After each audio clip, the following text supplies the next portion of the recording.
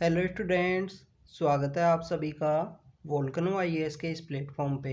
Students, अगर हम बात करें इस लेक्चर की तो ये लेक्चर हमारा इंडियन एक्सप्रेस का डिस्कशन लेक्चर है। इस इंडियन एक्सप्रेस के डिस्कशन लेक्चर के अंदर हम इंडियन एक्सप्रेस न्यूज़पेपर के अंदर जो भी इम्पोर्टेंट न्यूज़ हैं उनको यहाँ पे डिस्कस किया जाएगा। उनसे रिलेटेड जो इम्पोर्टेंट फैक्ट हैं, जो इम्पोर्टेंट डाटा हैं, उन सभी को यहाँ पे डिस्कस किया जाएगा स्टूडेंट्स। चाहे आपके एग्ज़ाम के पॉइंट ऑफ व्यू से जो यूपीएससी का सिविल सर्विस का एग्ज़ाम है, जो यूपीएससी का सिविल सर्विस का एग्ज़ाम है, उस यूपीएससी के सिविल सर्विस एग्जामिनेशन से रिगार्डिंग में कोई भी ऐसी न्यूज़ है जो डायरेक्टली या इनडायरेक्टली लिंक है न्यूज़पेपर के अंदर दी गई है, तो उन सभी को यहाँ पे डिस्कस किया जाएगा। न्यूज़ के अंदर अगर हम बात करें स्टूडेंट्स, कोई डायरेक्टली या इनडायरेक्टली जो रिलेटेड फैक्ट हैं, जो डाटा हैं, जो कमेटी हैं, उन सभीज़ को यहाँ पे आपके लिए डिस्कस किया जाएगा। जैसे आप देखिए कि द हिंदू का जो डिस्कशन है वो मैम के द्वारा कंडक्ट किया जाता है। द हिंदू के डिस्कशन की रिगार्डिंग ही उसी के सिमिलरिटी वे में इंडियन एक्सप्रेस का जो डिस्कशन है वो आज मेरे द्वारा स्टार्ट किया गया है और अब इसको कंटिन्यू किया जाएगा आपके लिए। मेरे ही द्वारा इस द इंडियन एक्सप्रेस का जो डिस्कशन है वो कवर किया जाएगा। तो स्टूडेंट्स, ये इन्फॉर्मेशन थी इंडियन एक्सप्रेस के डिस्कशन के रिगार्डिंग में। तो आज का जो न्यूज़पेपर है उसका जो डिस्कशन है वो स्टार्ट करते हैं। सबसे पहले हम बात करेंगे एक फैक्ट की, एक डाटा की। तो आप देखिए कि आज है जो 3 मार्च का दिन है, 3 मार्च का दिन है, और इस 3 मार्च का जो डे है इसको सेलिब्रेट किया जाता है वर्ल्ड वाइल्ड लाइफ डे के रूप में। वर्ल्ड वाइल्ड लाइफ डे के रूप में इसको सेलिब्रेट किया जाता है। वर्ल्ड वाइल्ड लाइफ डे के रूप में इसको सेलिब्रेट किया जाता है। अभी जो सेलिब्रेशन है वो कब स्टार्ट हुआ? ये सेलिब्रेशन स्टार्ट हुआ 2013 से। 2013 से ये सेलिब्रेशन है वो स्टार्ट हुआ। स्टूडेंट्स, ये सेलिब्रेशन क्यों किया जाता है? 3 मार्च को वर्ल्ड वाइल्ड लाइफ डे के रूप में क्यों सेलिब्रेट किया जाता है? तो आप देखिए कि जो साइट्स नाम का जो इंस्टीट्यूशन है, convention of international trade in endangered species, तो एक कन्वेंशन है कि जो हमारी एंडेंजर्ड स्पीसीज़ हैं उनका इंटरनेशनल ट्रेड है वो नहीं देखने के लिए मिले, उसको स्टॉप करना है। तो उसका जो साइट्स का जो कन्वेंशन है उसका जो टेक्स्ट है वो आज ही के दिन साइन किया गया था। आज ही के दिन कंट्रीज के द्वारा रिकॉग्नाइज किया गया कि एंडेंजर्ड स्पीसीज़ का जो ट्रेड है वो नहीं होना चाहिए। तो स्टूडेंट्स, इस वजह से हम वर्ल्ड वाइल्ड लाइफ डे को सेलिब्रेट करते हैं 3 मार्च के दिन। जैसे आप देखिए कि वेटलैंड्स का जो रिकॉग्निशन है, वेटलैंड्स की जो इम्पोर्टेंस है, उसके लिए 2 फरवरी को जो वेटलैंड्स इंटरनेशनल डे के रूप में सेलिब्रेट किया जाता है। 3 मार्च को world wild life day celebrate किया जाता है। 21 फरवरी को यूनेस्को के द्वारा जो हमारी जो लोकल लैंग्वेज होती है उसको रिकॉग्नाइज किया गया है यूपीएससी के द्वारा। 21 फरवरी से रिगार्डिंग में जो क्वेश्चन है वो भी पूछा गया है यूपीएससी के द्वारा 2021 के प्रीलिम्स के अंदर में। तो ये भी आपको पता होना चाहिए। तो स्टूडेंट्स, इस वजह से इसको सेलिब्रेट किया जाता है। साइट्स का जो सेक्रेटरीट है उसको यूएनईपी के द्वारा मेंटेन किया जाता है। यूनाइटेड नेशन जो इकोनॉमिक प्रोग्राम है उसके द्वारा मेंटेन किया जाता है। अब आपके लिए यहाँ पे एक होमवर्क है। होमवर्क ये है कि कमेंट सेक्शन के अंदर आप यूएनईपी के बारे में बताना। यूएनईपी के बारे में आप कमेंट सेक्शन के अंदर बताना। क्यों बताना है अब आपको यूएनईपी के बारे में? अगर आपको ना पता हो तो आप गूगल कीजिए। गूगल उस टॉपिक को करोगे, उसके बाद में उससे रिलेटेड जो भी इन्फॉर्मेशन आपको मिलती है, 2 या 4 पॉइंट मिलते हैं कि कब ये इंस्टीट्यूशन एस्टेब्लिशमेंट में आया, हेडक्वार्टर कहाँ पे है, और कौन कौन सी इंपॉर्टेंट रिपोर्ट निकालता है, फंडिंग किस तरीके से आती है, जो हमारे यूपीएससी के एग्ज़ाम के लिए इम्पोर्टेंट है किसी भी एक इंस्टीट्यूशन को रीड करना। क्योंकि आप देखें कि रीड तो आप काफ़ी कुछ कर सकते हो ना किसी भी एक इंस्टीट्यूशन के बारे में, बट आपको जो रीड करना है वो यूपीएससी के एग्ज़ाम के पॉइंट ऑफ व्यू से ही रीड करना है इंपॉर्टेंट इन्फॉर्मेशंस को। तो आप यूएनईपी के बारे में गूगल कीजिए अगर आपको नहीं पता है, और उसको कमेंट सेक्शन के अंदर ज़रूर बताना। अगर आपको पता है तो आप डायरेक्टली बता सकते हो। अगर आप गूगल भी नहीं करना चाहते, कमेंट के अंदर भी नहीं बताना चाहते, तो आप अपना एक जो रफ नोटबुक है वो लेके बैठा कीजिए जब भी इस डिस्कशन को आप देखो, और उस रफ नोटबुक के अंदर आप इन्फॉर्मेशंस हैं उनको नोट डाउन किया कीजिए। चाहे आप रफली वे में कीजिए, चाहे आप उसको फेयर या रेगुलरली उसको कहीं नोटबुक के अंदर मत नोट डाउन कीजिए। बट अगर आप लिखोगे स्टूडेंट तो आपको जो रिवीजन है उसके अंदर हेल्प मिलेगी, आपको याद करने में हेल्प मिलेगी। तो करके देखिए, अगर आप 20 मिनट ये डिस्कशन देखते हो तो 20 मिनट अगर आप एक पेज भी लिखते हो तो अच्छा है। वैसे भी राइटिंग और रीडिंग का जो हमारा एक ये सेक्टर है यूपीएससी की प्रिपरेशन, तो उसमें हमको बना रहना चाहिए। तो आज का जो डिस्कशन है उसे स्टार्ट करते हैं स्टूडेंट्स। अगर हम बात करें फर्स्ट टॉपिक की, तो हमारा फर्स्ट टॉपिक है इलेक्शन कमीशन के बारे में। रिसेंटली सुप्रीम कोर्ट के द्वारा एक जजमेंट दिया गया कि जो हमारा चीफ इलेक्शन कमिश्नर हैं, जो हमारे चीफ इलेक्शन कमिश्नर हैं और इलेक्शन कमिश्नर हैं, अब आप देखिए कि यहाँ पे दोनों को बेसिकली वो दोनों को अटेंशन दी गई है, चीफ इलेक्शन कमिश्नर को भी और इलेक्शन कमिश्नर्स को भी, कि जो जो हमारे दोनों चीफ इलेक्शन कमिश्नर हैं एंड इलेक्शन कमिश्नर हैं, दोनों को ही अगर अपॉइंट करना है गवर्नमेंट के द्वारा, तो पहले एक कमेटी के द्वारा जो उनका नाम है वो सजेस्ट करना है। अभी कमेटी के अंदर 3 लोग कौन कौन हैं। कमेटी को यहाँ पे लीड किया जाएगा हमारे ऑनरेबल पीएम के द्वारा। लीडर ऑफ अपोजिशन आपको देखने के लिए मिलेगा और सीजीआई। ये जो 3 लोग हैं, ये यहाँ पे जो सीईसी हैं, chief election commissioner and election commissioner हैं, उनको ये बेसिकली यहाँ पे चूज करेंगे, उनको यहाँ पे सेलेक्ट करेंगे। तो आप देखेंगे कमेटी स्टेज है वो बेसिकली हमारे सुप्रीम कोर्ट के द्वारा एक केस के अंदर ये जजमेंट दिया गया। जजमेंट ये है कि आपको एक कमेटी बनानी है और कमेटी के अंदर ये 3 लोग होंगे और इन 3 लोगों के द्वारा सेलेक्ट करना है election commissioner and chief election commissioner. अब आपको हमारे इलेक्शन कमीशन की ये जो थोड़ी स्टोरी है वो आपको पता होनी चाहिए। हमारा जो इलेक्शन कमीशन है वो आर्टिकल 324 के थ्रू डिफाइन किया गया है। आर्टिकल 324 है, 324 से जस्ट पहले कौन से आर्टिकल हैं आप देखिए, UPSC and state public service commission के आर्टिकल हैं 315 से लेकर 323 एंड 323 ए और बी और आर्टिकल हैं, 2 आर्टिकल वहाँ भी हैं। 323 ए है एडमिनिस्ट्रेटिव पर्पज ऑफ ट्राइब्यूनल के बारे में, 323 बी है जो हमारे अदर पर्पज ऑफ ट्राइब्यूनल हैं उनके बारे में, जिनको basically 42nd constitution amendment act के थ्रू ऐड किया गया है हमारे कॉन्स्टिट्यूशन में। तो 324 जो आर्टिकल है वो हमारे इलेक्शन कमीशन के बारे में है। इलेक्शन कमीशन जिसका काम है फ्री एंड फेयर वे में इलेक्शंस है उनको कंडक्ट कराना हमारे कंट्री के अंदर। अब कौन कौन से इलेक्शन कंडक्ट कराता है ये हमारा इलेक्शन कमीशन। इलेक्शन कमीशन के द्वारा जो इलेक्शंस जो कंडक्ट कराए जाते हैं वो आप सबसे पहले हमारे जो जनरल इलेक्शन होते हैं, जो हमारी लोकसभा के लिए जो कंट्री के इलेक्शन होते हैं जनरल इलेक्शन, जो हमारे प्रेसिडेंट हैं, वाइस प्रेसिडेंट हैं, उन और राज्यसभा के जो इलेक्शन हैं, स्टेट असेंबली के जो इलेक्शंस हैं, इन सभी को कंडक्ट करवाया जाता है इलेक्शन कमीशन के द्वारा। हाँ, स्टेट असेंबली के इलेक्शंस हैं या अगर जनरल इलेक्शंस हैं उसके अंदर जो स्टेट की जो बॉडी हैं, स्टेट इलेक्शन कमीशन की जो बॉडीज़ हैं, उनके जो ऑफिसर्स हैं उनके द्वारा जो सपोर्ट है वो प्रोवाइड की जाती है। बट स्टूडेंट्स, जो पंचायती राज इंस्टीट्यूशन हैं, जो पंचायती राज इंस्टीट्यूशन हैं, अर्बन लोकल बॉडीज़ हैं, जिनको 73rd and 74th constitution amendment act के थ्रू कॉन्स्टिट्यूशनल स्टेटस दिया गया, तो ये हमारे पंचायती राज इंस्टीट्यूशन अर्बन लोकल बॉडी का अगर इलेक्शन की बात है तो उनका इलेक्शन कंडक्ट करवाया जाता है स्टेट इलेक्शन कमीशन के द्वारा। तो आप देखिए कि अगर मध्य प्रदेश के अंदर पंचायत के इलेक्शन होने वाले हैं तो वहाँ का जो स्टेट इलेक्शन कमीशन है उसके द्वारा कंडक्ट करवाए जाएंगे।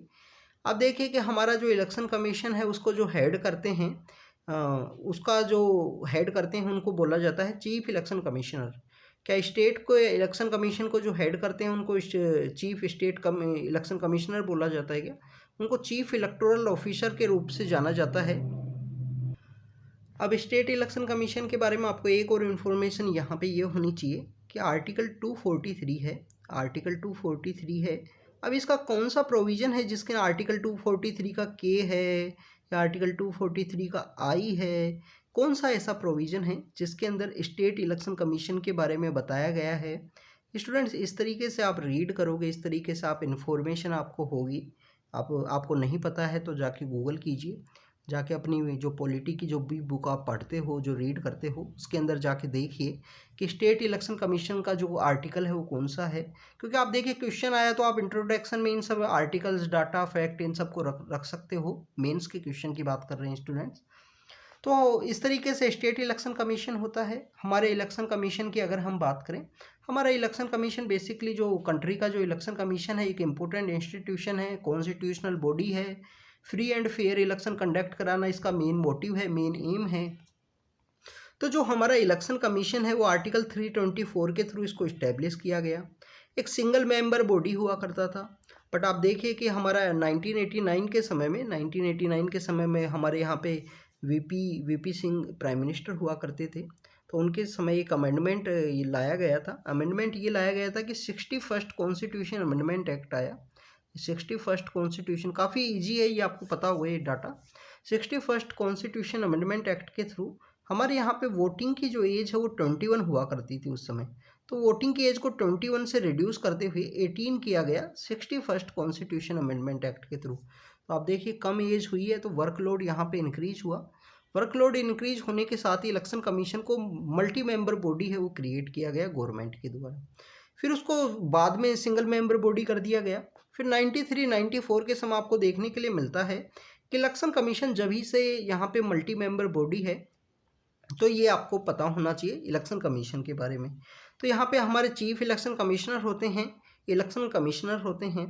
अब यहाँ पे चीफ इलेक्शन कमिश्नर को अगर रिमूव करना है, यहाँ पे रिमूवल के अंदर आप देखिए अपॉइंटमेंट के अंदर तो सिमिलरिटी यहाँ पे रख दी गई है सुप्रीम कोर्ट के द्वारा कि अगर इलेक्शन कमिश्नर और चीफ इलेक्शन कमिश्नर्स को अगर अपॉइंट करना है तो आपको एक कमेटी है, कमेटी में 3 लोग हैं, पीएम हैं, लीडर ऑफ अपोजिशन हैं एंड सीजीआई हैं, चीफ जस्टिस ऑफ इंडिया हैं। लीडर ऑफ अपोजिशन के यहाँ पे क्राइटेरिया भी रखा गया है, अगर कोई पार्टी जो लार्जेस्ट पार्टी अगर कोई बनती है, कोई लीडर ऑफ अपोजिशन बनने की अगर किसी के पास पावर नहीं है तो उस समय में लार्जेस्ट पॉलिटिकल पार्टी का जो अपोजिशन का जो लीडर होगा उसको यहाँ पे रखा जाएगा कमेटी के अंदर। बट अगर स्टूडेंट्स अगर हम बात करें हमारे जो चीफ इलेक्शन कमिश्नर हैं एंड इलेक्शन कमिश्नर हैं, इनको रिमूव करने का जो प्रोसेस है कि इनको जब रिमूव करना है तो क्या सिमिलरिटी है, तो आपको पता होना चाहिए कि चीफ इलेक्शन कमिश्नर को अगर रिमूव करना है तो वहाँ पे क्राइटेरिया है कि जो जज ऑफ द सुप्रीम कोर्ट को जिस तरीके से रिमूव किया जाता है, मिसबिहेवियर एंड इनकैपेसिटी नाम के 2 कॉन्सेप्ट हैं, उनके ऊपर वहाँ पे रिमूव किया जाता है। उनको डिफाइन नहीं किया गया है मिसबिहेवियर क्या है, इनकैपेसिटी क्या है। तो उन 2 ग्राउंड्स के ऊपर ही रिमूव किया जा सकता है एज द जज of the supreme court. But election commissioner की अगर हम बात करें स्टूडेंट्स, इलेक्शन कमिश्नर को अगर रिमूव करना है तो प्रेसिडेंट के द्वारा यहाँ पे रिकमेंडेशन मांगी जाती हैं चीफ इलेक्शन कमिश्नर के द्वारा। और चीफ इलेक्शन कमिश्नर के द्वारा अगर यहाँ पे रिकमेंड किया गया तो रिकमेंड करते ही आपको इलेक्शन कमिश्नर्स को रिमूव कर दिया जाएगा प्रेसिडेंट के द्वारा। तो आप देखिए कि रिमूवल के अंदर आपको सिमिलरिटी है वो नहीं देखने के लिए मिलती है इलेक्शन कमीशन के अंदर। बाकी इलेक्शन कमीशन के काफ़ी सारे जो रोल्स हैं, काफ़ी सारे जो इम्पोर्टेंट काम किए जाते हैं, आप उन रोल्स के अंदर आप देखिए कि इनके द्वारा एडमिनिस्ट्रेटिव वर्क है, कॉन्स्टिट्यूएंसी को डिसाइड करना, हर एक सेंसस के बाद में डिलिमिटेशन कमीशन के बाद में कॉन्स्टिट्यूएंसीज को रीअरेंज करना। तो काफ़ी सारे जो वर्क हैं वो इनके द्वारा कैरी आउट किए जाते हैं हमारे इलेक्शन सिस्टम से रिगार्डिंग में।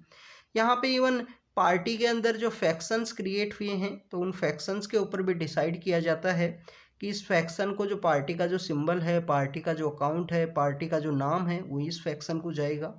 तो ये सब जो इलेक्शन से रिलेटेड जो डिस्प्यूट्स हैं वो भी इन्हीं के द्वारा सोल्व की जाती हैं इलेक्शन कमीशन के द्वारा। तो ये स्टूडेंट्स कुछ इलेक्शन कमीशन से रिलेटेड इन्फॉर्मेशन थी जिसको हमने डिस्कस किया। अगर आपको इन इन्फॉर्मेशंस के बारे में नहीं पता है तो एक बार जाके अपना जो जिस भी बुक से आप रीड करते हो उसके अंदर इलेक्शन कमीशन का चैप्टर होगा, कॉन्स्टिट्यूशनल बॉडीज स्पेशली उसके अंदर रखा जाता है इस चैप्टर को।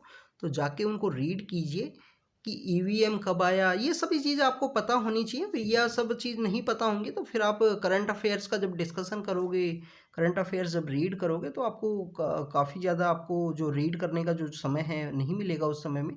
तो ये जो बेसिक बातें हैं वो आपको पता होनी चाहिए इलेक्शन कमीशन के बारे में। तो स्टूडेंट्स अगर हम बात करें नेक्स्ट टॉपिक की, इसके अलावा अगर हम इलेक्शन कमीशन की और इम्पोर्टेंट बातों के बारे में डिस्कस करें और इम्पोर्टेंट जो फैक्ट हैं उनके बारे में डिस्कस करें स्टूडेंट्स, तो इलेक्शन कमीशन के बारे में आपको पता होना चाहिए कि जो क्वालिफ़िकेशन है कि इलेक्शन कमिश्नर्स को यहाँ पे अपॉइंट करना है वो क्वालिफ़िकेशंस हैं वो नहीं बताया गया है। इसके अलावा रीअपॉइंटमेंट की कोई बात नहीं की गई है कॉन्स्टिट्यूशन के अंदर। जो कितना इनका टर्म होगा क्या है ये सब इलेक्शन कमीशन का जो हमारा कॉन्स्टिट्यूशन है उसके अंदर इनके रिगार्डिंग में कोई भी इन्फॉर्मेशन है वो नहीं दी गई है। तो ये यहाँ पे इलेक्शन कमीशन के बारे में था। नेक्स्ट टॉपिक की अगर हम बात करें, इंडियन एक्सप्रेस ने बेसिकली यहाँ पे एक इन्वेस्टिगेटिव जो जर्नलिज्म का जो कॉन्सेप्ट है उसे शो किया है। कन्फ्लिक्ट वुड के बारे में एक रिपोर्ट है वो पब्लिश की है।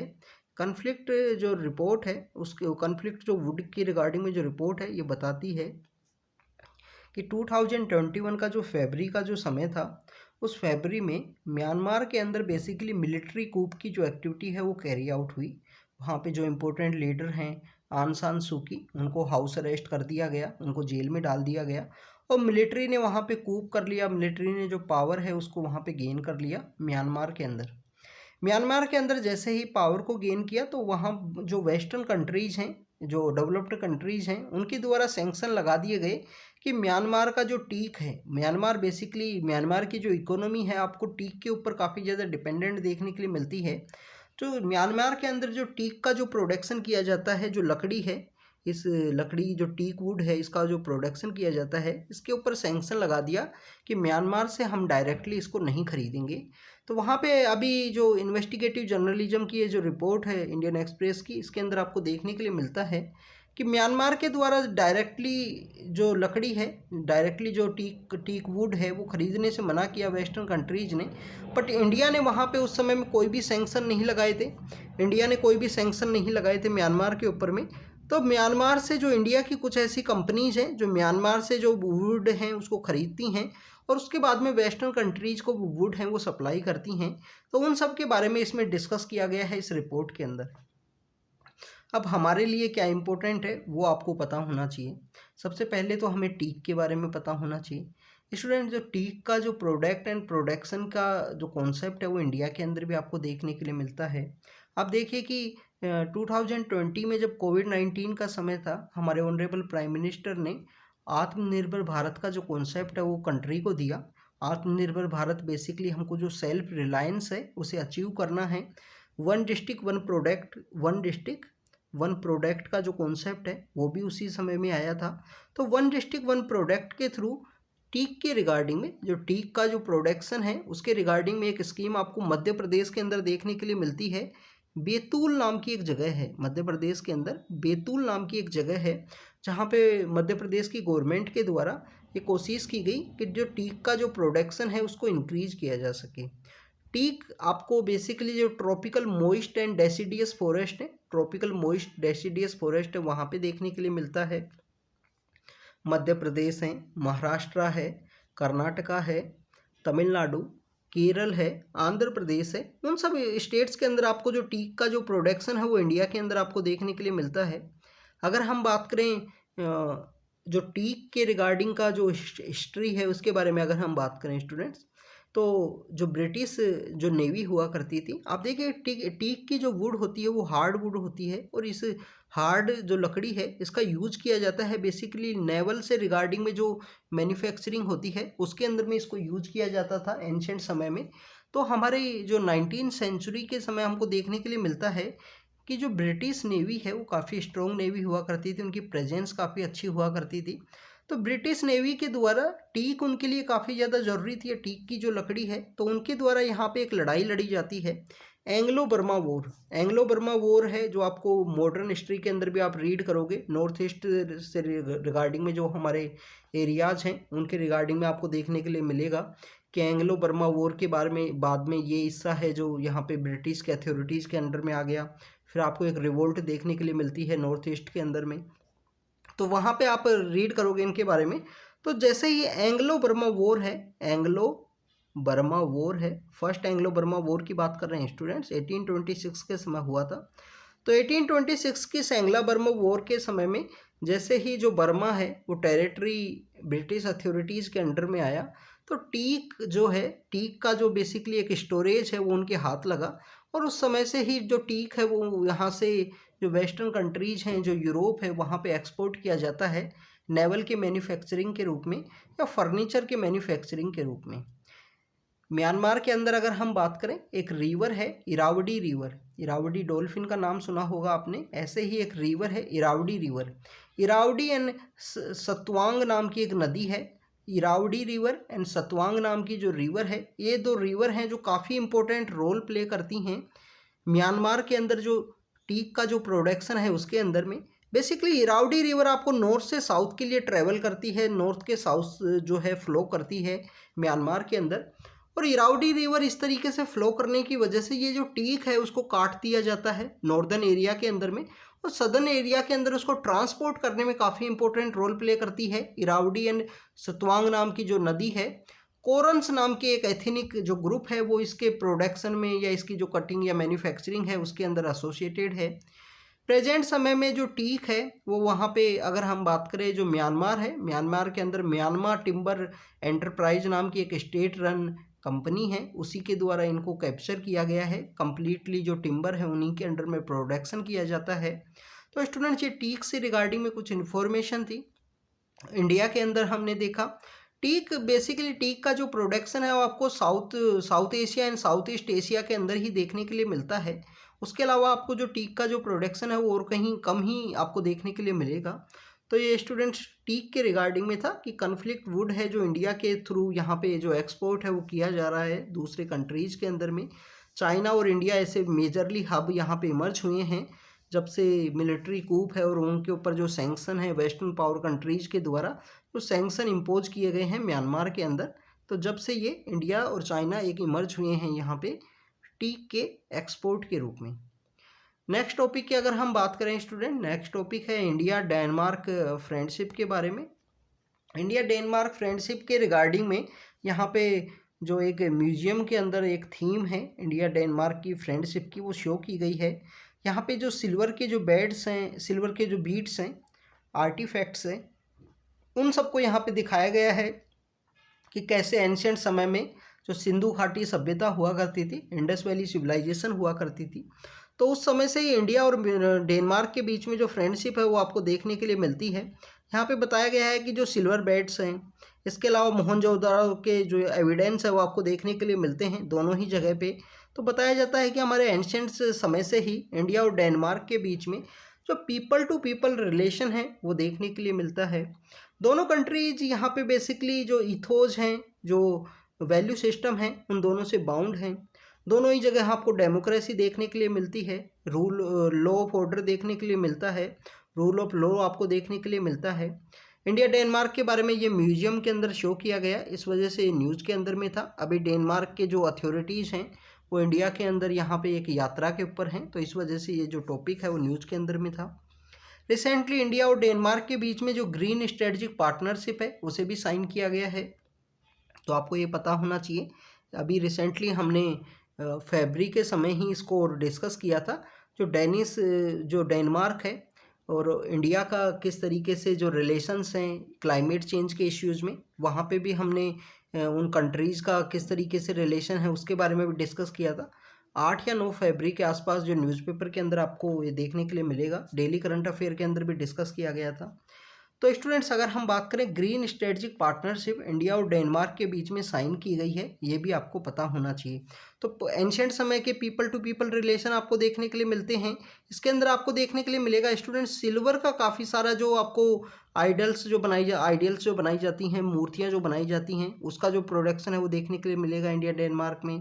ग्रीन स्ट्रेटजिक पार्टनरशिप जो प्रेजेंट समय में क्लाइमेट चेंज के इशू को डील करने के लिए काफ़ी ज़्यादा इंपॉर्टेंट है। तो ये सब कुछ इंपॉर्टेंट डाटाज हैं इंडिया डेनमार्क के रिगार्डिंग में। नेक्स्ट टॉपिक की अगर हम बात करें स्टूडेंट्स, पंजाब के अंदर लॉ एंड ऑर्डर की जो सिचुएशन है जिस तरीके से चेंज हुई है ये आपको न्यूज़ के अंदर देखने के लिए मिला होगा। तो जो पंजाब के जो सीएम हैं वो हमारे जो मिनिस्ट्री ऑफ होम अफेयर्स के जो हेड हैं उनसे मिले हैं। उनसे मिलने के बाद में कुछ डिस्कशन हुआ होगा इनके बीच में कि किस तरीके से लॉ एंड ऑर्डर को इम्प्रूव करना है। तो यहाँ पे स्टूडेंट्स बेसिकली जो हमारे होम मिनिस्टर हैं उन्होंने सेंट्रल आर्म्ड जो पुलिस फोर्स है, इसके अलावा रैपिड एक्शन फोर्स हैं, उसकी कुछ यूनिट्स हैं, उनकी कुछ बटालियंस हैं, वो इनको अलॉट की हैं कि आप पंजाब के अंदर लॉ एंड ऑर्डर की जो सिचुएशन है उसको किस तरीके से इम्प्रूव किया जाए। अभी पंजाब के अंदर एक जो फेस्टिवल है वो सेलिब्रेट किया जाने वाला है, एनुअल फेस्टिवल है जो मार्च के अंदर सेलिब्रेट किया जाता है, होला मोहल्ला। होला मोहल्ला फेस्टिवल आपको आनंदपुर साहिब के अंदर देखने के लिए मिलता है। आनंदपुर साहिब नाम की जो जगह है वहाँ पे ये जो फेस्टिवल है उसे ऑर्गेनाइज किया जाता है। तो हम डिस्कस करते हैं कि बेसिकली होला मोहल्ला फेस्टिवल क्या है, ये निहंग सिख क्या हैं, ये गटका ऐसा कौन सा मार्शल आर्ट है, उनके बारे में हम डिस्कस करते हैं। तो स्टूडेंट्स सबसे पहले तो आप बात करते हैं निहंग सिख की। कि निहंग सिख, आपने कभी कभी सिख कम्युनिटी से रिलेटेड कुछ ऐसे लोग देखे होंगे जो ब्लू कपड़े पहनते हैं, ब्लू कलर के जो कपड़े हैं वो पहने जाते हैं। अगर इनकी हिस्ट्री के बारे में अगर हम देखें, इनको निहंग सिख कहा जाता है जो ब्लू कपड़े पहनते हैं। इनके द्वारा जो गटका है, हमेशा आपको कोई ना कोई जो वेपन है जो ये कैरी आउट करते हैं, जो खालसा कोड के अकॉर्डिंग इनको कैरी करना होता है, क्योंकि खालसा कोड को ये ऑब्जर्व करते हैं। खालसा जो कि गुरु गोविंद सिंह जी के द्वारा इस्टेब्लिश किया गया था, जो 10th सिख गुरु हैं जिनके द्वारा इस्टेब्लिश किया गया था 1699 में। 1699 का जो समय था, उस समय में जो खालसा है गुरु गोविंद सिंह जी के द्वारा इस्टेब्लिश किया गया था, जो 10th सिख गुरु हैं। गुरु गोविंद सिंह के ही जो सन हैं फतेह सिंह, जब फतेह सिंह एक दिन गुरु गोविंद सिंह के सामने आते हैं ब्लू कलर का जो कपड़े हैं वो पहन के, और उनका इस जो कपड़े हैं उनको देखते हुए गुरु गोविंद सिंह के द्वारा कहा गया, उनको निहंग वर्ड है वो यूज किया गया। अब ये निहंग वर्ड क्या है? निहंग वर्ड है मीन्स द फियरलेस, कि उसको कोई भी किसी भी चीज़ का डर नहीं है, वो कम्प्लीटली फियरलेस है। इस वर्ड का मीनिंग ये है। तो वहाँ से ही आपको जो निहंग सिख हैं उनका एक सेक्ट है वो आपको देखने के लिए मिलता है। ये जो निहंग सिख हैं इनको बेसिकली आनंदपुर साहिब से एसोसिएटेड हैं, जो खालसा कोड से रिगार्डिंग में इम्पोर्टेंट है आनंदपुर साहिब। और वहाँ पे ये होला मोहल्ला नाम का जो फेस्टिवल है उसे यहाँ पे कंडक्ट किया जाता है, इस एनुअल फेस्टिवल को। इस एनुअल फेस्टिवल के दौरान आपको देखने के लिए मिलेगा जो हॉर्स राइडिंग की जो एक्टिविटी हैं, जो वेपन्स को कैरी आउट किया जाएगा, जो मार्शल आर्ट की जो टेक्निक्स हैं उनको सबको परफॉर्म किया जाता है इस होला मोहल्ला फेस्टिवल के दौरान में। तो निहंग सिख यहाँ पे जो गटका जो मार्शल आर्ट है उसे भी परफॉर्म करते हैं। आप अपने आर्ट एंड कल्चर की जो बुक है उसको रीड कीजिए, उसके अंदर मार्शल आर्ट्स के बारे में बताया गया है। कालारी पय्यत्तू हैं, ठेंगता हैं, सरित सरांग हैं, काफ़ी सारी जो मार्शल आर्ट्स हैं वो आपको देखने के लिए मिलती हैं।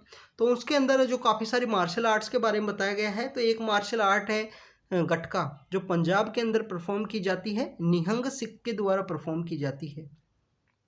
आपको students after the death of गुरु गोविंद सिंह की डेथ के बाद में आपको देखने के लिए मिलता है कि पंजाब के अंदर जो सिखिज्म का जो ऑर्डर है उसको प्रोटेक्ट करना, चाहे वो डिफरेंट इन्वेडर्स जब पंजाब के अंदर आए, चाहे अब्दाली के द्वारा समय हो या आपको बाद में जो डिफरेंट इन्वेडर्स का जो समय हो, इन निहंग सिख के द्वारा ही अपना जो ऑर्डर है उसे प्रोटेक्ट किया गया पंजाब के अंदर में। इनके द्वारा एक मार्शल जो कम्युनिटी है, मार्शल जो इनकी जो टेक्निक्स हैं, जो आर्ट्स हैं, उनको परफॉर्म किया गया अलग अलग एक लड़ाइयों के अंदर। तो आपको इनका जो इम्पोर्टेंस है वहाँ पे देखने के लिए मिलता है। यहाँ पे बात की गई कि जो गुरु गोविंद सिंह के जो सन हैं फतेह सिंह को देखने के बाद गुरु गोविंद सिंह ने जो निहंग वर्ड है वो यूज़ किया था, उनका जो ब्लू कपड़ों के अंदर उनको जब देखा था। तो स्टूडेंट्स आपको ये भी पता होना चाहिए गुरु गोविंद सिंह के जो सन हैं जिनको दीवार के अंदर चिनवा दिया गया था, दीवार के अंदर उनको चिना दिया गया था, क्योंकि उन्होंने रिलीजन है उसको चेंज करना नहीं एक्सेप्ट किया। तो उनकी वजह से वीर बाल दिवस है वो हमारे कंट्री के अंदर सेलिब्रेट किया जाता है। वीर बाल दिवस ये आपको पता होना चाहिए। 26 जो हमारा दिसंबर का दिन है उस दिन सेलिब्रेट किया गया है वीर बाल दिवस। तो स्टूडेंट्स ये कुछ इन्फॉर्मेशन थी जो हमारे यहाँ होला मोहल्ला फेस्टिवल के रिगार्डिंग में, और निहंग सिख हैं और जो गटका मार्शल आर्ट है उसके रिगार्डिंग में थी, उसके बारे में हमने डिस्कस किया। नेक्स्ट टॉपिक की अगर हम बात करें स्टूडेंट्स, नेक्स्ट टॉपिक भी बेसिकली पंजाब से ही रिलेटेड है। अब ये पंजाब से रिलेटेड क्या क्यों है इसके बारे में आपको पता होना चाहिए। नेक्स्ट टॉपिक है कम्यूटेशन से रिगार्डिंग में। अभी कम्यूटेशन किसका करना है, किसके रिगार्डिंग में ये जो केस है ये आपको पता होना चाहिए। तो पंजाब के एक सीएम हुआ करते थे बेअंत सिंह।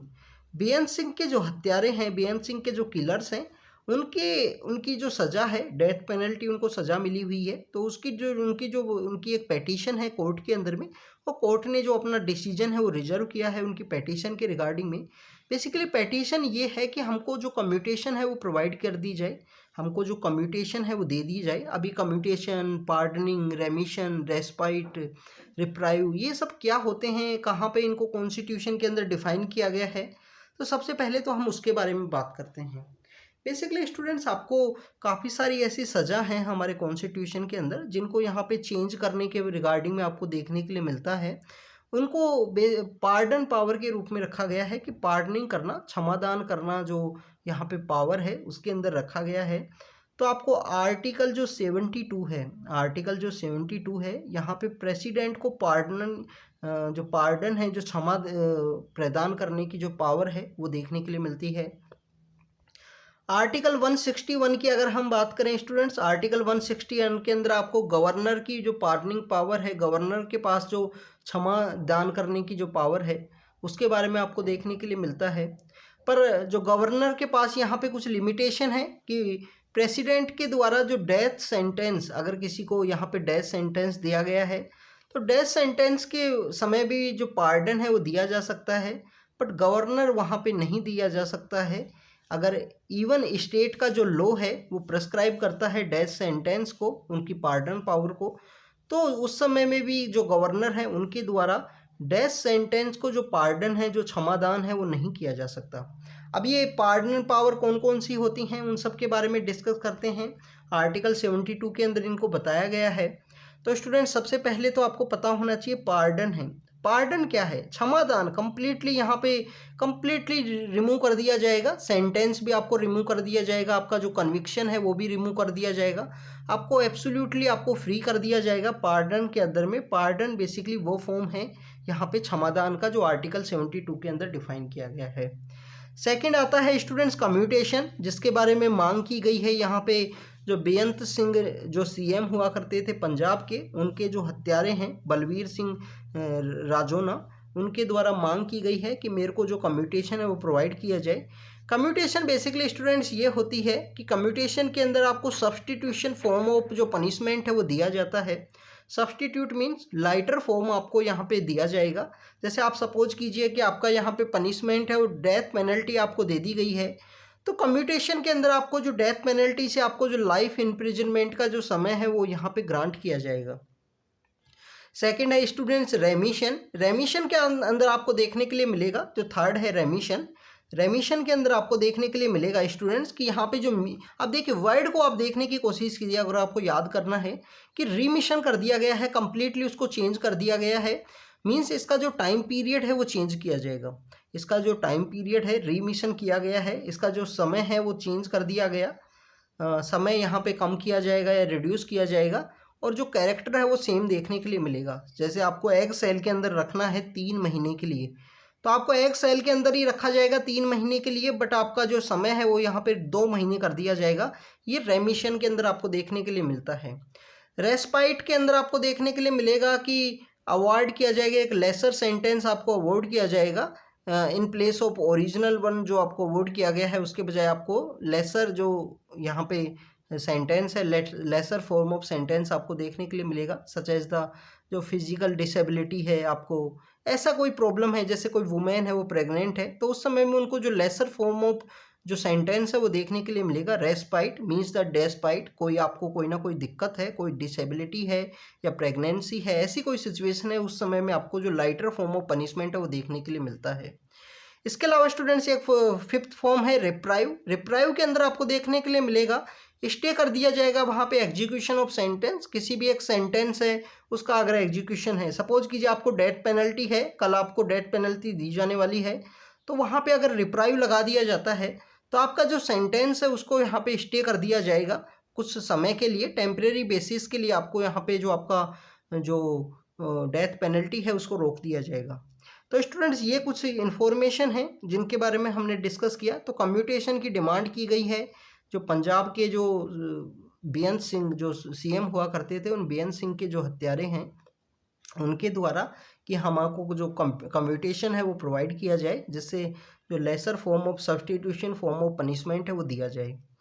नेक्स्ट टॉपिक की अगर हम बात करें स्टूडेंट, नेक्स्ट टॉपिक है इंडिया और इटली के बारे में। इटली की जो पीएम है वो इंडिया में विजिट के लिए हैं, तो यहाँ पे काफ़ी कुछ टॉपिक्स के ऊपर बात की गई।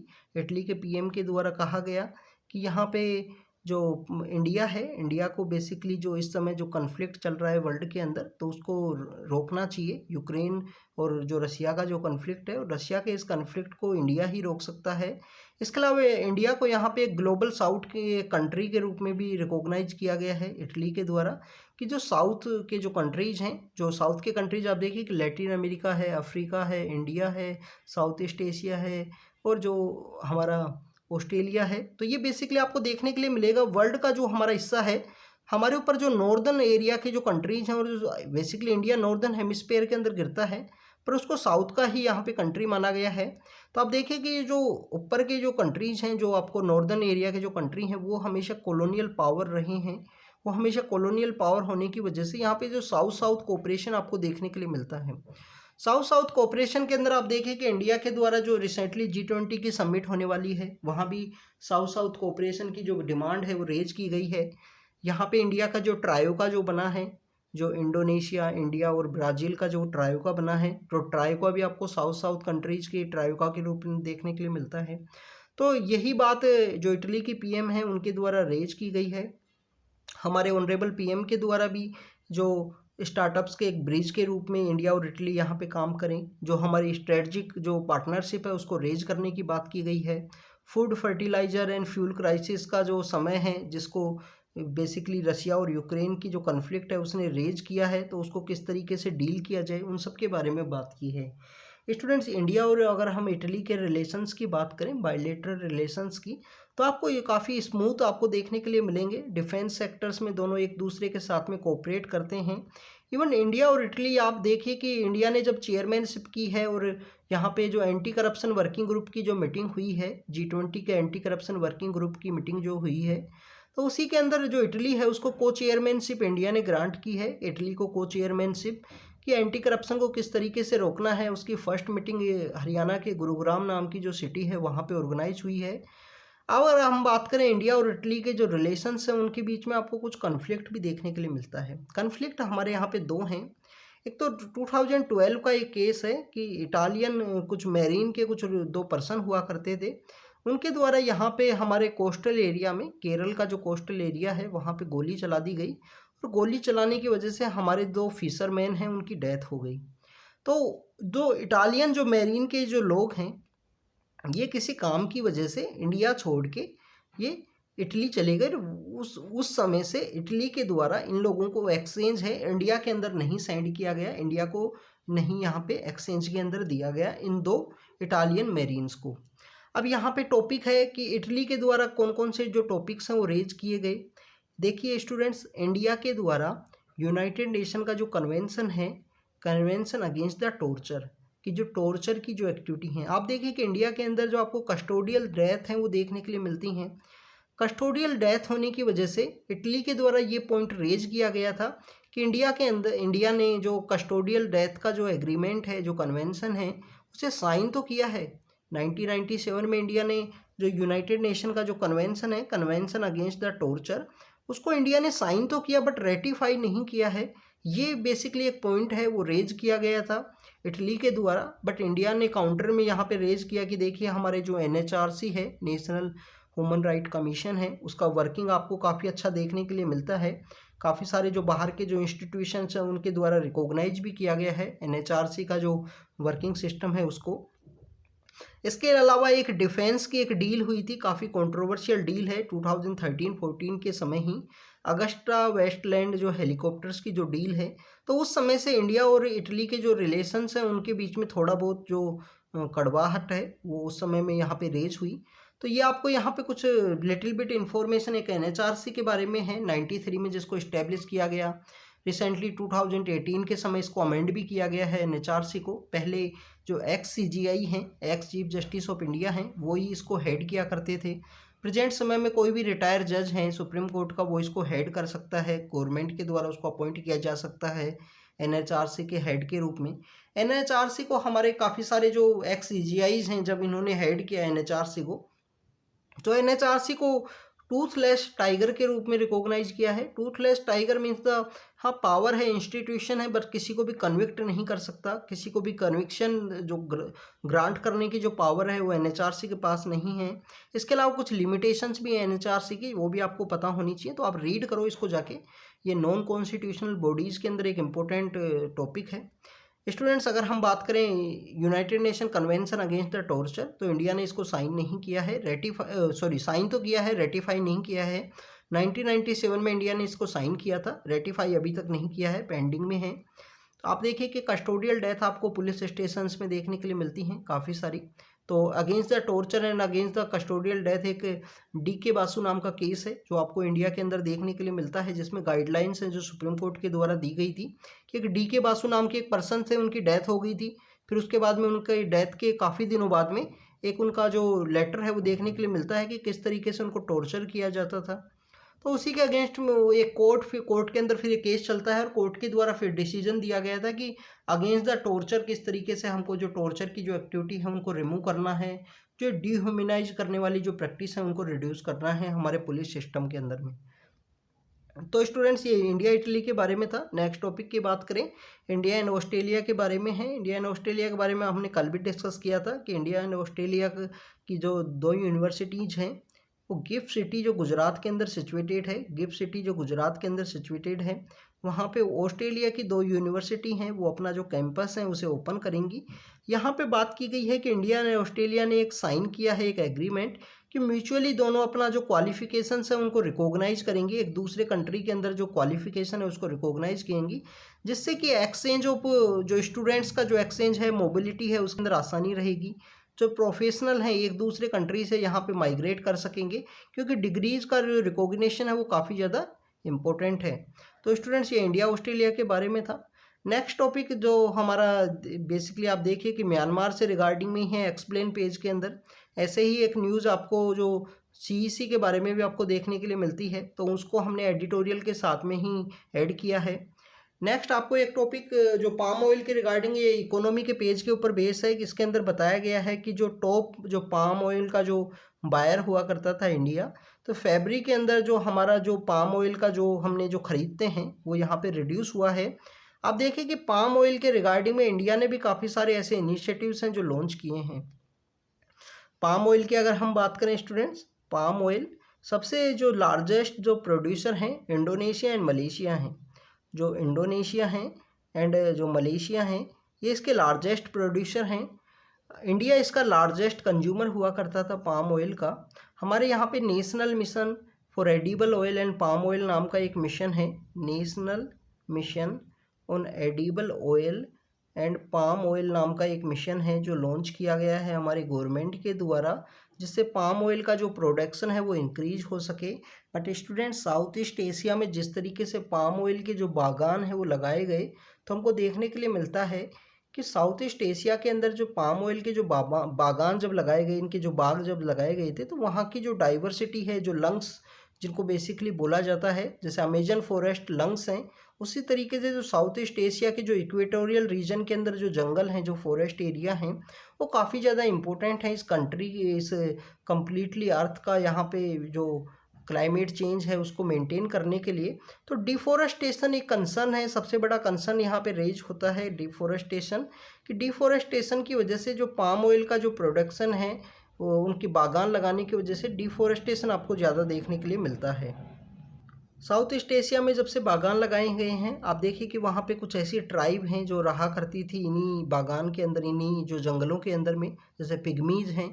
तो उन सब का जो एक्सपोजर है, जो रियल लाइफ के साथ में एक्सपोजर आपको देखने के लिए मिलता है।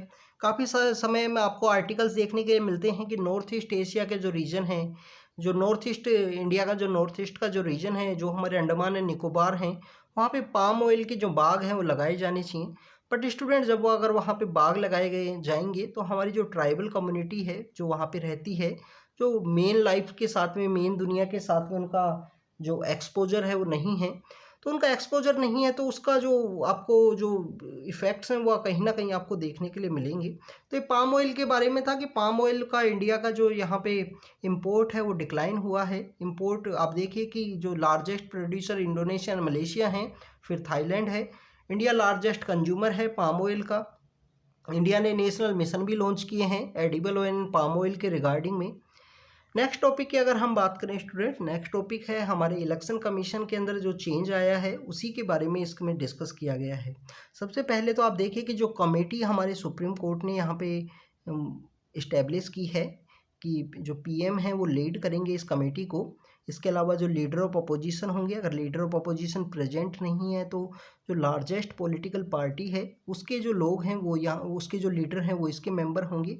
और जो हमारे चीफ जस्टिस ऑफ इंडिया हैं ये बेसिकली यहाँ पे अपॉइंट करेंगे हमारे chief election commissioners and election commissioners को यहाँ पे रिमूव करेंगे। तो उसी के बारे में इस एडिटोरियल में डिस्कस किया गया है। ये जो पर्सन जिन्होंने एडिटोरियल लिखा है ये बेसिकली इस केस के अंदर ही सुप्रीम कोर्ट के अंदर आर्ग्यू किए थे सपोर्ट में, तो उनके द्वारा जो एडिटोरियल है वो आज के इंडियन एक्सप्रेस के अंदर लिखा गया है। तो स्टूडेंट्स अगर हम बात करें इस केस के बारे में तो Anoop Barnwal versus Union of India case है। अभी आपको नाम पता होना चाहिए, Anoop Barnwal versus Union of India case, या आप मेंस के अंदर कहीं ना कहीं कोट कर सकते हो। इस केस के अंदर हमारे ऑनरेबल सुप्रीम कोर्ट के द्वारा जजमेंट डिलीवर किया गया कि जो पॉलिटिकल वैक्यूम जो क्रिएट हुआ था, अब पॉलिटिकल वैक्यूम किस तरीके से क्रिएट हुआ था कि हमारा जो कॉन्स्टिट्यूशन जब यहाँ पे इनेक्टमेंट में आया तो उसके अंदर बोला गया था आर्टिकल 324 का क्लोज 2 के अंदर, आर्टिकल 324 का क्लोज 2 क्या बोलता है कि यहाँ पे बेसिकली जो अपॉइंटमेंट की जो पावर है वो प्रेसिडेंट के पास है, कि जो चीफ इलेक्शन कमिश्नर हैं या इलेक्शन कमिश्नर्स हैं उनको अपॉइंट प्रेसिडेंट के द्वारा किया जाएगा। बट क्या प्रोसीजर है, क्या कानून है, वो यहाँ पे डिफाइन नहीं किया गया था। तो हमारे सुप्रीम कोर्ट के द्वारा एक जुडिशियल एक्टिविज्म का कॉन्सेप्ट को अडॉप्ट करते हुए, what is judicial activism? Judicial activism ये है, जुडिशियल एक्टिविज्म आपको देखने के लिए मिलेगा कि जब सुप्रीम कोर्ट के द्वारा गाइडेंस दी जाए या डायरेक्शन दी जाए इस जो हमारी एग्जीक्यूटिव या लेजिस्लेचर है उसे कि आप ये काम कीजिए, तो जुडिशियल एक्टिविज्म का कॉन्सेप्ट अडॉप्ट करते हुए इस पॉलिटिकल वैक्यूम को यहाँ पे फुलफिल करने की कोशिश की गई है हमारे ऑनरेबल सुप्रीम कोर्ट के द्वारा। जो हमारे एक्स CGI हैं, जो हमारे एक्स CEC हैं, चीफ इलेक्शन कमिश्नर्स हैं, उन्होंने इस डिसीजन को यहाँ पे प्रेज किया है कि ऑटोनॉमी प्रदान करने के लिए, हमारे इलेक्शन कमीशन को ऑटोनॉमी देने के लिए, क्योंकि इलेक्शन कमीशन के द्वारा काफ़ी इंपॉर्टेंट काम किया जाता है, डेमोक्रेसी के सर्वाइवल के लिए इम्पोर्टेंट है, free and fair election conduct कराना इसका मेन मोटिव है। तो ऑटोनॉमी प्रदान करने के लिए, देने के लिए काफ़ी एक इम्पोर्टेंट डिसीजन है जो सुप्रीम कोर्ट ने लिया है Anoop Barnwal versus Union of India case के अंदर में। तो ये जुडिशियल एक्टिविज्म आपको देखने के लिए मिलेगा। जजमेंट जुडिशियल एक्टिविज्म का जो एरा है उसको रिवाइव किया है। आर्टिकल 324 के अंदर यहाँ पे बताया गया है कि जो इम्यूनिटी है वो ग्रांट की गई है इन लोगों को। आर्टिकल 324 का सब क्लोज 5 बोलता है कि स्पेशल प्रोटेक्शन यहाँ पे रिमूवल के अगेंस्ट में भी देनी चाहिए, बट रिमूवल के अगेंस्ट में कोई भी स्पेशल प्रोटेक्शन है वो नहीं प्रोवाइड की गई है, क्योंकि आप देखें कि जो रिमूवल के अगेंस्ट में जो प्रोटेक्शन है वो ओनली CEC को है, चीफ इलेक्शन कमिश्नर को है। चीफ इलेक्शन कमिश्नर को यहाँ पे रिमूव करना है, तो जज ऑफ द सुप्रीम कोर्ट के अकॉर्डिंग उनको रिमूव करना होगा। इनकैपेसिटी एंड मिसबिहेवियर 2 ग्राउंड यहाँ पे बताए गए हैं। इन दोनों ग्राउंड को डिफाइन नहीं किया गया है, 2 ग्राउंड बताए गए हैं कि इनकैपेसिटी और मिसबिहेवियर के समय ही आप CEC को रिमूव कर सकते हो। बट अगर आपको इलेक्शन कमिश्नर को अगर रिमूव करना है तो आपको कोई भी यहाँ पे ज़रूरत नहीं है मिसबिहेवियर इनकैपेसिटी की। अगर आप इलेक्शन कमिश्नर्स के रिमूवल के समय में अगर अप्रूवल दिया गया है चीफ इलेक्शन कमिश्नर के द्वारा तो आप उनको रिमूव कर सकते हो, ये बेसिकली यहाँ पे बताया गया है। स्टूडेंट्स यहाँ पे हमारे कॉन्स्टिट्यूशन के जो फ्रेमिंग के समय जो डिबेट हुआ करती थी, डॉक्टर BR अम्बेडकर सर से लेकर जो हमारे LK अडवाणी हुए हैं, जो हमारे एक मोस्ट इम्पोर्टेंट पार्लियामेंट्रियन हैं, एक्स मिनिस्टर हैं, तो उनके समय की जो कंप्लीट जजमेंट है, कंप्लीटली जो टाइम पीरियड है अम्बेडकर टू अडवाणी का जो समय है उसको भी यहाँ पे बात की गई है कि इसमें कंटिन्यू जो इलेक्शन कमीशन है उसको ऑटोनॉमी की जो डिमांड थी उसको यहाँ पे एक बेस्ट वे में सुप्रीम कोर्ट के द्वारा एग्जीक्यूट किया गया है।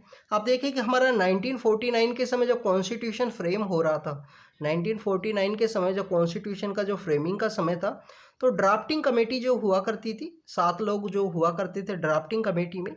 ड्राफ्टिंग कमेटी आपको पता है ना स्टूडेंट, जो 7 लोग हैं, कृष्ण स्वामी अय्यर हैं, अल्लादी कृष्ण स्वामी अय्यर के अलावा जो लोग हैं उनके बारे में आपको पता होना चाहिए कि कौन कौन लोग हैं जो ड्राफ्टिंग कमेटी से एसोसिएटेड हैं। तो गोपाल स्वामी अयंगर हैं, कृष्ण स्वामी अय्यर हैं, KM मुंशी हैं, M सादुल्ला हैं, M सादुल्ला आपको देखने के लिए मिलेंगे, सैयद मोहम्मद सादुल्ला, N माधव राव हैं और TT कृष्णमाचारी हैं। तो ऐसे जो 7 लोग हैं उस कमेटी को हेड किए थे डॉक्टर BR अम्बेडकर। तो डॉक्टर BR अम्बेडकर उस कमेटी को जब हेड किए तो उस कॉन्स्टिट्यूशन असेंबली के डिबेट के अंदर भी एक जो टॉपिक है वो निकल के आया कि इलेक्शन कमिश्नर्स को अगर यहाँ पे ऐसा समय आया कि वो अगेंस्ट द पॉलिटिकल विल काम करेंगे, या अगर ऐसा समय आया कि उनको जो अपॉइंटमेंट है वो बेसिकली एक पॉलिटिकल पार्टी के द्वारा ही किया जाएगा और वो उन्हीं के फेवर में अगर वर्क किए, तो उसके रिगार्डिंग में जो डिस्कशन है वो आपको इलेक्शन जो कॉन्स्टिट्यूशन असेंबली है उसके अंदर भी आपको देखने के लिए मिलता है कि इनको किस तरीके से अपॉइंट किया जाए, क्योंकि एक इम्पोर्टेंट पोस्ट है। हमारे यहाँ पे 3 या 4 इम्पोर्टेंट पोस्ट मानी है डॉक्टर BR अम्बेडकर सर ने। आप देखिए कि जो कैग की जो पोस्ट है, कंट्रोलर एंड ऑडिटर जनरल है, जो इलेक्शन कमिश्नर है, जो UPSC है, इनके द्वारा हमारे कंट्री का जो वर्किंग सिस्टम है उसको कैरी आउट करने के लिए एक इम्पोर्टेंट इंस्टीट्यूशंस हैं। तो उन्हीं इंस्टीट्यूशंस की को यहाँ पे ऑटोनॉमी है वो दी जाए, अगेंस्ट द जो पॉलिटिकल पार्टी है इनको अपॉइंट किया जाए। यहाँ पे आपको देखने के लिए मिलता है कि independence of election commission of India from the executive has cropped up several times. काफ़ी समय आपको ये जो ऑटोनॉमी है उसकी डिमांड है वो रेज हुई। जब सेकंड ARC है जो 2007 के समय में आई, तो वहाँ पे भी एक कॉलेजियम सिस्टम की बात की गई थी कि एक कमेटी होनी चाहिए जो प्राइम मिनिस्टर उसको हेड करें, और प्राइम मिनिस्टर हेड करने के साथ उसमें 5-7 लोग और हों, और उनके द्वारा यहाँ पे इलेक्शन कमिश्नर्स हैं उनको अपॉइंट किया जाए। तो ये जो ऑटोनॉमी की जो डिमांड है वो कंटिन्यू यहाँ पे रेज की गई है। ये हिस्टोरिकल डिमांड है कि इलेक्शन कमीशन को जो ऑटोनॉमी है वो प्रदान की जाए। आप देखिए कि जो इलेक्शन कमीशन को जो यहाँ पे पैसा जो अलॉट किया जाता है वो डिपेंड करता है वोट ऑन पार्लियामेंट के ऊपर। ये भी काफ़ी बार न्यूज़ के अंदर एडिटोरियल्स के अंदर देखने के लिए मिलता है। हमारे जो CGIs हैं वो कंटिन्यू एडिटोरियल्स लिखते हैं, जिसमें SY कुरैशी हैं, वो कंटिन्यू एडिटोरियल के अंदर लिखते हैं कि जो इलेक्शन कमीशन को जो बेसिकली जो पैसा है वो अलॉट किया जाता है वो डिपेंड करता है वोट ऑन पार्लियामेंट के ऊपर में। तो इस वजह से आप ऑटोनॉमी है वो किस तरीके से उस देखोगे, क्योंकि जो दूसरे जो इंस्टीट्यूशन है, कॉन्स्टिट्यूशनल बॉडी हैं, उनको वो डिपेंड नहीं करते वोट ऑन पार्लियामेंट के ऊपर, जो उनका जो मनी है जो उनको अलॉट किया जाता है। तो स्टूडेंट्स, ये CGIs के बारे में था जिसने हमने डिस्कस किया, जो सुप्रीम कोर्ट ने जजमेंट डिलीवर किया है Anoop Barnwal versus Union of India case के अंदर। ये हमारा आज का जो इंडियन एक्सप्रेस का डिस्कशन था। इसी तरीके से हम आपको कंटिन्यू अपडेट करते रहेंगे स्टूडेंट्स। तो थैंक यू स्टूडेंट्स, आप रीड कीजिए, रिवाइज कीजिए इसको। Thank you students, thank you very much.